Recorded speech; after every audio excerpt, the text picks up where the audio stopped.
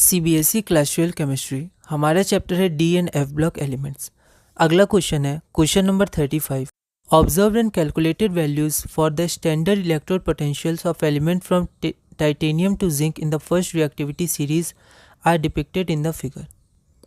तो ये हमारे पास फिगर है, इसमें ये एलिमेंट्स हैं और यहाँ पर ये ऑब्जर्व वैल्यू है और ये कैलकुलेटेड वैल्यू है। ठीक है, एनसीईआरटी का ग्राफ है। तो हमें एक्सप्लेन करना है ये तीन चीज़ें। यह question CBSE sample question paper 2021 में 3 मार्क्स का पूछा गया था। एक बार आप इस क्वेश्चन को ट्राई करिए, फिर हम लोग आगे बढ़ते हैं। यहाँ पर सबसे पहला है कि the general trend towards less negative E not value across the series. तो जैसे हम आगे बढ़ते हैं तो आप देख सकते हैं जो ई नॉट वैल्यू वो कम नेगेटिव होती जा रही है, मतलब वो पॉजिटिव की तरफ बढ़ती जा रही है। यहाँ थोड़ा एक्सेप्शन है, पर जनरली आप देखेंगे तो वो पढ़िए और यहाँ एक एक्सेप्शन है। ठीक है, तो जो जनरल ट्रेंड है वो क्या है, ज़्यादा पॉजिटिव की तरफ जा रही है, या हम लोग कहें तो लेस नेगेटिव होती जा रही है। ऐसा क्यों? The general trend towards less negative E naught values across the series is related to the general increase in the sum of the first and second enthalpies. ठीक है, तो क्या होता है कि फर्स्ट और सेकेंड इंथैल्पी क्या होता है, आयनेशन इंथैल्पी होता है। फर्स्ट और सेकेंड इंथैल्पी वो धीरे धीरे सीरीज में बढ़ता रहता है।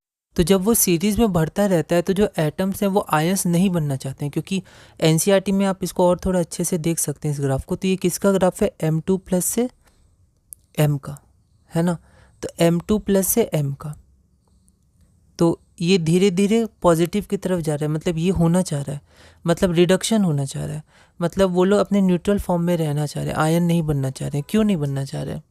इसलिए नहीं बनना चाह रहे हैं क्योंकि फर्स्ट और सेकंड इंथैल्पी का सम जो है वो बढ़ता है, क्योंकि 2+ बनाने में फर्स्ट आयनेशन इंथैल्पी देनी होगी, सेकंड भी देनी होगी। तो जब हम लोग अक्रॉस द सीरीज जाते हैं तो इन दोनों का सम बढ़ता है, तो वो लोग आयंस नहीं बनाना चाहते हैं, मतलब वो लोग रिडक्शन करना चाहते हैं। आयंस जो बना हुआ है M2+ उसको वापस M बनाना चाहते हैं। ठीक है, तो ये जनरल ट्रेंड है।